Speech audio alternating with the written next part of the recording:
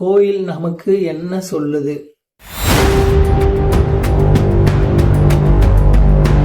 கோயில் எதற்காக? கோயில் நம் வாழ்க்கையில எதற்காக யூஸ் ஆகுது?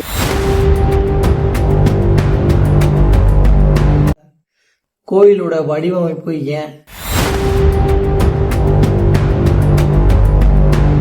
ஏன் கோயிலுக்கு நம்ம போகணும்? எதுக்காக கோயிலுக்கு போனா நிறைய விஷயம், நல்ல விஷயம் நடக்குது?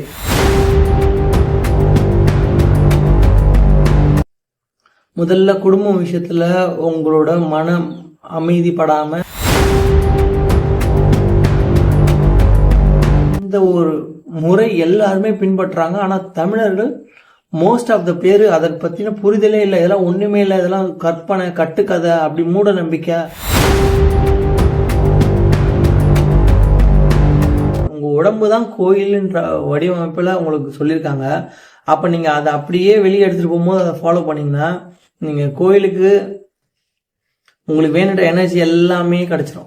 நீங்க கோயிலுக்கு தான் வரணும்ன்ற எந்த ஒரு அவசியம் இல்லை. ஆனா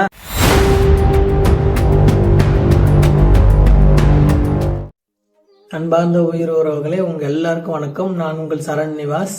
இதுக்கு முன்னாடி போட்ட டாபிக் ஜோதிடமும் ஆன்மீகமும் நல்ல ஒரு வரவேற்பு பெற்றிருந்தது. கம்மியான பேர் பார்த்துருந்தாலும் அது கண்டிப்பா 50 நிமிஷத்தை எப்படிதான் பொறுமையா உட்காந்து பார்த்தீங்கன்னு தெரியல. இருந்தாலும் அதை பார்த்தவங்க எல்லாருக்குமே ரொம்ப நன்றி.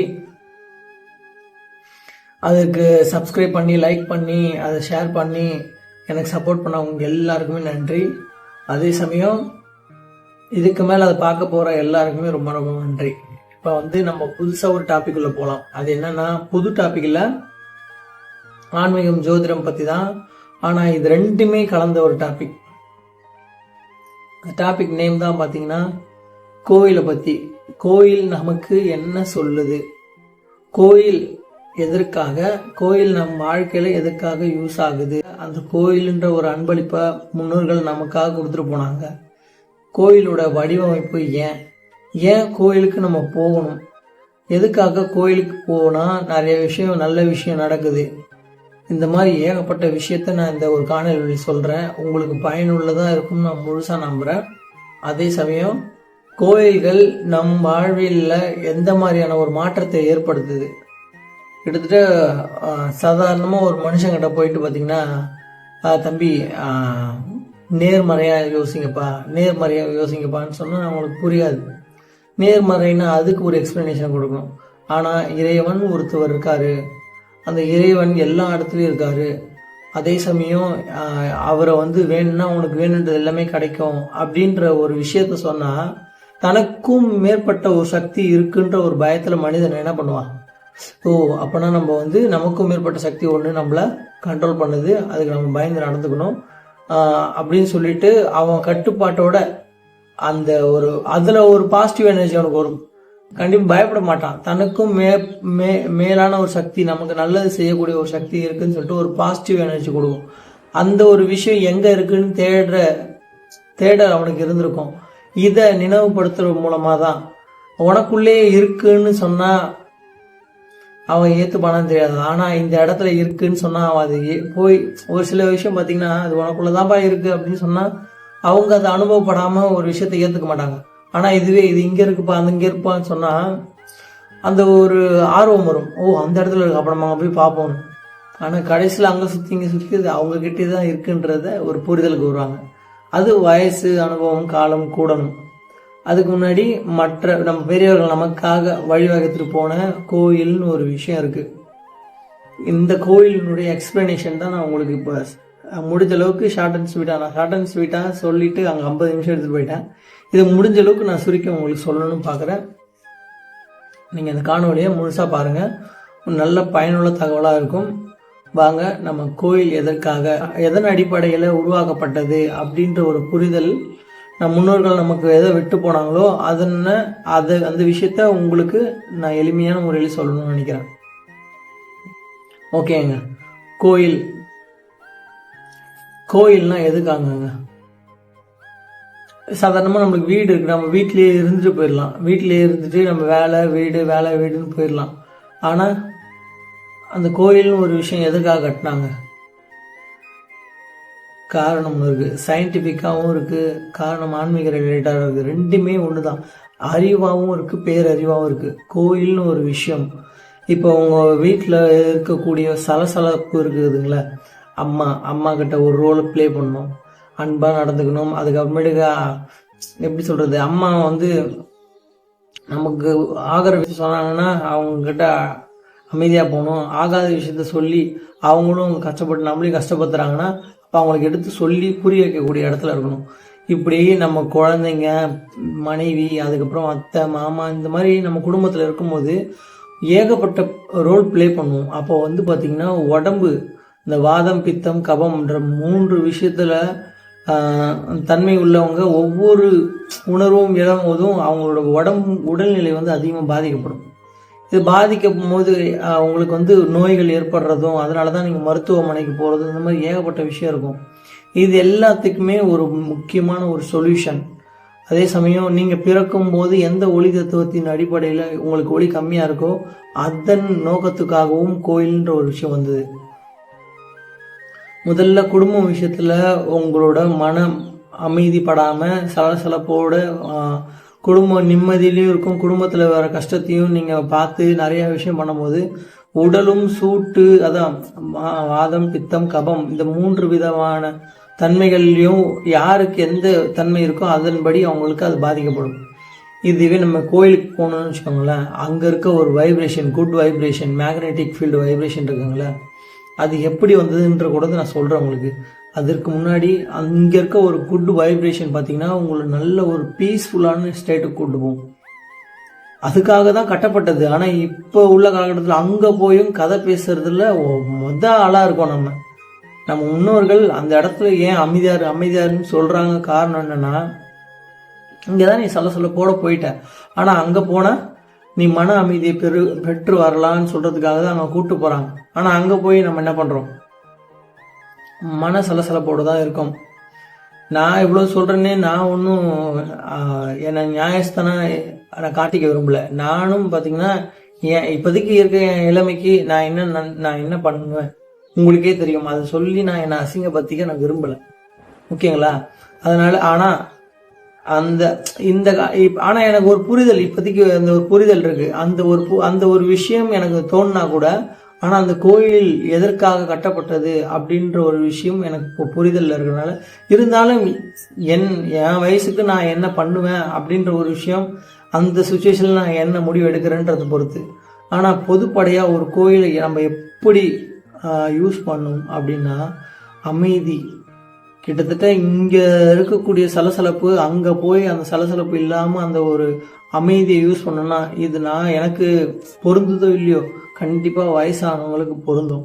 இப்போ நமக்கே ஒரு வயசு, ஒரு காலகட்டம் வரும்போது நமக்கு இந்த விஷயம் கண்டிப்பாக பொருந்தும். இதை நம்ம வந்து இந்த சின்ன வயசுலேருந்து எப்படி ஒரு கல்யாணம் பருவமாகி நம்மளுக்கு 2 குழந்தை பிறந்துச்சுன்னு சொன்னால் அப்பத்துலேருந்து இந்த விஷயத்தை ஃபாலோ பண்ண. ஏன்னா இளமையாக இருக்கும் போது நம்மளோட மனம் நம்ம பேச்சை கேட்காது. ஏன் சொல்கிறேன்னா, அப்போ தான் பார்த்தீங்கன்னா நம்ம புதுசாக உலகத்தை வேற ஒரு கண்ணோட்டத்தில் பார்க்க ஆரம்பிப்போம். அதுவும் இது அழகாக இருக்குது அப்படின்னு ரசிக்கிற கண்ணோட்டத்தில் பார்க்கப்போம், ஓகேங்களா? ஒரு கல்யாணம் ஆகி 2 குழந்தை அப்படி பிறக்கும் போது தான் பார்த்தீங்கன்னா அந்த ரசனை தன்மை வந்து பழகி போய், அது அவ்வளோதான், இது இவ்வளோதான், இது இப்படி தான் பார்க்கணும். கிட்டத்தட்ட மனைவியே தாய் ஸ்தானத்தில் பார்க்க வேண்டிய காலகட்டமும் வரும். அந்த மாதிரியான நிலை வயசு போக தான் வரும். அதுக்காக இப்போவே இளமையான இருக்க பசங்க வந்து இப்படி இருங்க அப்படி இருங்கன்னு நான் சொல்ல வரல. யாருக்கு என்ன மாதிரி இருக்குதோ அந்தந்த கேரக்டர்லேயும் இருக்கட்டும்.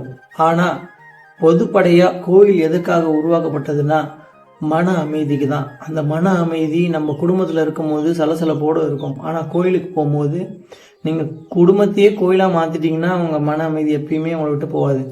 அந்த இடத்துல கிடைக்கல அப்படின்ற பட்சத்தில் தான், ஏன்னா பொருளாதார ரீதியாக நம்ம குடும்பத்தை வாழ்ந்துட்டு இருக்கோம், நம்ம வந்து ஆன்மீக ரீதியாக வாழலை. அந்த காலத்துலலாம் ஆன்மீக ரீதியாக வாழ்ந்தோம், ஆனால் இந்த காலத்தில் ஆன்மீக ரீதியாக வாழலை. அதனால தான் ஒரு கோயில்ன்ற ஒரு விஷயத்தை நம்ம உண்டு பண்ணி அந்த கோயிலில் நம்ம மன அமைதிக்கான நேரத்தை ஒதுக்கி அந்த ஒரு விஷயத்த பண்ணோம்.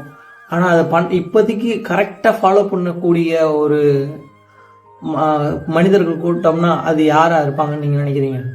எக்ஸாக்ட்லிங்க, நீங்கள் கரெக்டாக சொல்கிறீங்க. தமிழர்கள், இந்துக்கள் இவங்களை விட கிறிஸ்டியானிட்டி, அதுக்கப்புறம் முஸ்லீம்ஸ், அப்புறமேட்டுக்கு புத்தர் இப்போ இந்த தமிழ் இந்துக்கள் தவிர்த்து மற்ற எல்லாருமே அதுக்குன்னு ஒரு குறிப்பிட்ட நேரத்தை ஒதுக்கி அதுக்கான ப்ரேயர் சண்டே அந்த மாதிரி ஏகப்பட்ட விஷயத்த வைக்கிறாங்க.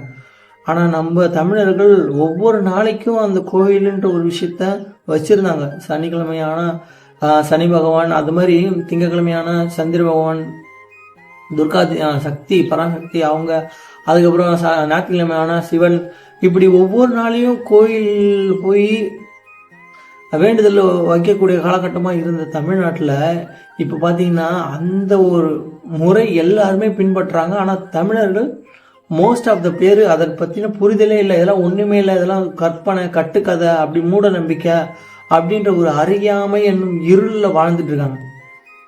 புரியுதுங்களா? அறியாமை என்னும் இருள் என்னங்க, இந்த சூரியன்லேருந்து ஒளி கிடைச்சா மட்டும்தான் அவங்களால அறிவுபூர்வமாக யோசிக்க முடியும். அப்படி ராகு கேதுவோட நிழல் பட்டு அவங்க அந்த இருட்டிலே வாழ்ந்து இருந்தாங்கன்னா அவங்களுக்கு எந்த ஒரு அறிவும் தெரிஞ்சிக்கக்கூடிய ஒரு வாய்ப்பே அமையாது. ஆனால் இப்போ பார்த்தீங்கன்னா தமிழர்கள் அப்படிப்பட்ட நிலையில தான் போயிட்டு இருக்காங்க. எல்லாருமே சொல்லலை, ஒரு சில பேர் கரெக்டாக இறை நம்பிக்கையோட அதை வழிபடுறதுல கரெக்டாக இருக்காங்க. ஆனால் அவங்க நடந்துக்கிற விதமும் அது சரியா இல்லை. எல்லாரும் சொல்ல, நான் சொல்றது உங்களுக்கு பொருந்துச்சுன்னா நீங்கள் அதை மாற்றிக்கோங்க. இதுதான் அதான் காரணம். என்னன்னா நம்ம கிட்டேருந்து நம்மளுக்கு கொடுத்த விஷயத்த நம்ம கொஞ்சம் கொஞ்சமாக மறந்துட்டு வரும். அதை நம்ம ஞாபகப்படுத்தணும்னா நம்ம கலாச்சாரத்தை நம்ம கொஞ்சம் கொஞ்சமாக ஃபாலோ பண்ண மட்டும்தான் உண்டு. சொல்றேன், நானே ஃபாலோ பண்றேன்னா கேட்டா காரணம் என்ன? இப்ப இருக்க நம்மளோட இதுல அதை இப்ப எப்படி உங்களுக்கு கிட்ட சொல்லி இப்படிலாம் இருக்கு அப்படின்ற ஒரு புரிதலை கொண்டு ஒரு காலகட்டத்தில் நானே இந்த வீடியோவை பார்க்கும்போது அந்த புரிதலில் நான் வருவேன்ற நம்பிக்கையில் இருக்கு. இப்போ இல்லைனாலும் இப்போ ஒரு முன் ஸ்டெப்பாக எடுத்து வச்சு இதை நம்ம ஒவ்வொரு விஷயமா நம்ம தமிழர்களை பற்றி அவங்க எப்படி இருந்தாங்க வாழ்ந்தாங்க அப்படி ஒரு காலகட்டத்தில் நம்ம எடுத்துகிட்டு வருவோம். ஒரு காலகட்டத்தில் இதுவே பை ப்ராக்டிஸாக நம்ம கண்டிப்பாக ஃபாலோ பண்ணுவோன்ற நம்பிக்கையில் தான் நானே வீடியோ போடுறேன்.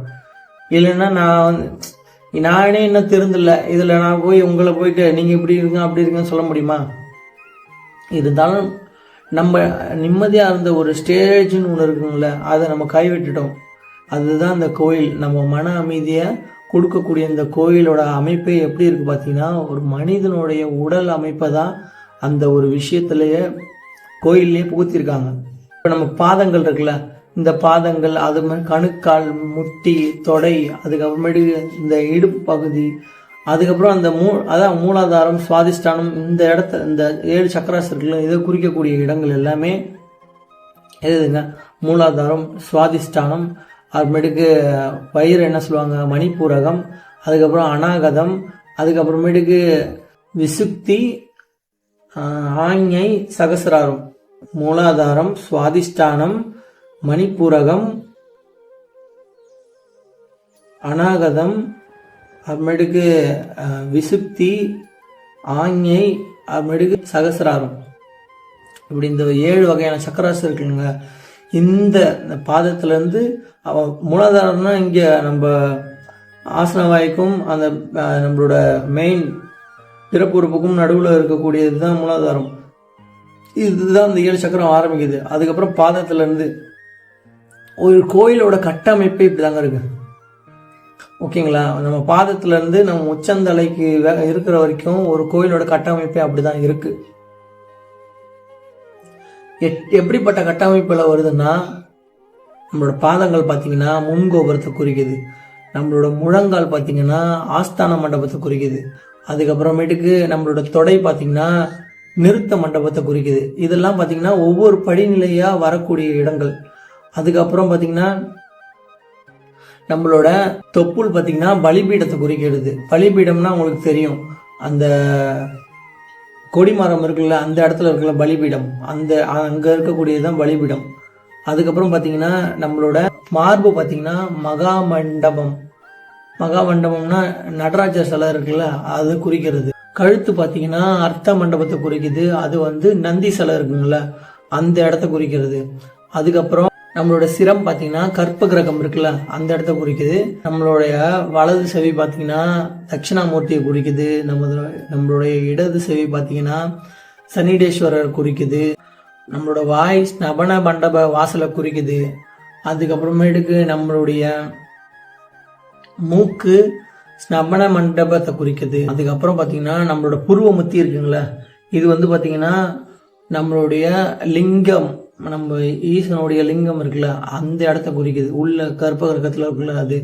அதுக்கப்புறமேட்டுக்கு நம்மளுடைய உச்சந்தலை, இந்த உச்சந்தலை இருக்குங்களா, இது பார்த்தீங்கன்னா விமானம்.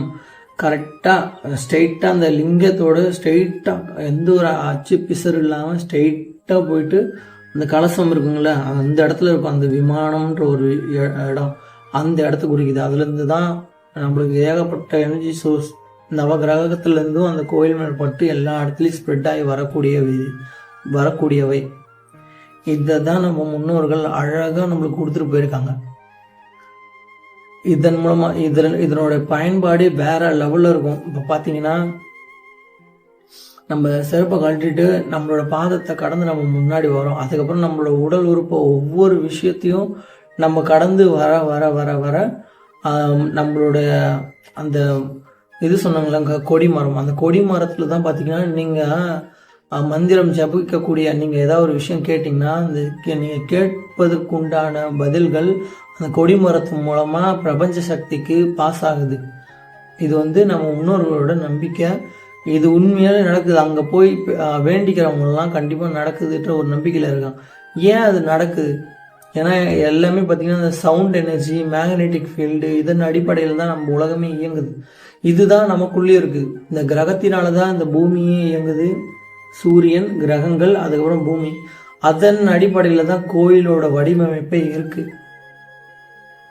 அந்த ஒரு விஷயத்தான் நம்ம முன்னோர்கள் கரெக்டாக சொல்லியிருக்காங்கன்ற விஷயத்த நான் நம்பி உங்களுக்காக இந்த மாதிரியான காணொலியை போட்டு உங்களுக்கு பயனுள்ள வகையில் தமிழர்கள் என்ன சொன்னாங்க அப்படின்ற விஷயத்த நான் உங்களுக்கு சொல்லணுன்ற ஆர்வம் இதனால தான் ஏற்படுது.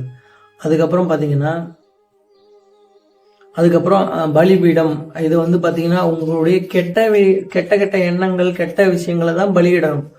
உங்களுக்கு வேண்டாத காமம், கோபம், பற்று, பேராசை, அகங்காரம் இதெல்லாம் அந்த இடத்துக்கு வந்துட்ட பிறகு அந்த நேர காலகட்டத்தில் நீங்கள் விடணும். இதுக்கப்புறம் வெளியே போய் ஃபாலோ பண்ணுறீங்கன்னா அதுதான் அப்போ நீங்கள் அந்த கோயிலை உங்கள் கூடியே ஏன்னா உங்கள் உடம்பு தான் கோயிலுன்ற வடிவமைப்பில் உங்களுக்கு சொல்லியிருக்காங்க. அப்போ நீங்கள் அதை அப்படியே வெளியே எடுத்துகிட்டு போகும்போது அதை ஃபாலோ பண்ணிங்கன்னா நீங்கள் கோயிலுக்கு உங்களுக்கு வேணுன்ற எனர்ஜி எல்லாமே கிடச்சிரும். நீங்கள் கோயிலுக்கு தான் வரணுன்ற எந்த ஒரு அவசியம் இல்லை. ஆனால் தர்ம காரியங்கள் செய்யணுமா இல்லையா? தர்ம காரியங்கள் செஞ்சால் புண்ணியமும் பாவமாக இருந்தால் குறையும், புண்ணியமாக இருந்தால் அது அதிகமாகும். உங்களுக்கு தேவையான ஒளி தத்துவம் கம்மியாக இருக்கிற நேரத்தில் உங்களுக்கு தேவையான நேரத்தில் தேவையான ஒளியின் மூலமாக உங்களுக்கு உதவி வரும். நீங்கள் செய்யக்கூடிய செயலின் மூலமாக அந்த அதிர்வலைகள், அந்த ஒரு உயிருடைய அதிர்வலைகளை தொட்டு அந்த உயிர் அலைகள் உங்களுக்காக வேண்டுதல் வச்சு அந்த வேண்டுதல் ஒரு காலகட்டத்தில் உங்களை வந்து சேரும். இதுதான் நீங்கள் செய்யக்கூடிய தர்மம், கர்மா, புண்ணியம் இதெல்லாமே அதிர்வலைகள் மூலமா, சூரியன் மூலமா. ஏன்னா அவங்க உயிரை கொடுக்கறதே சூரியன் தான். அவருக்கு தெரியாத எப்போ யாருக்கு என்ன கொடுக்கணும்னு.